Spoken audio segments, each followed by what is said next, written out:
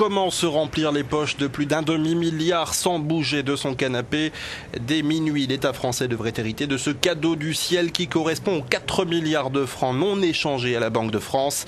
Les Français avaient jusqu'à 17h ce vendredi pour écouler leurs derniers billets. Je me suis rendu compte que oui, je les avais mis de côté et que c'était maintenant qu'il fallait venir, sinon je perdais quand même l'équivalent de 50 €. Ils étaient dans une enveloppe, je crois que mes grands-parents m'avaient laissé. Ces billets étaient précieusement de côté dans les affaires de ma mère.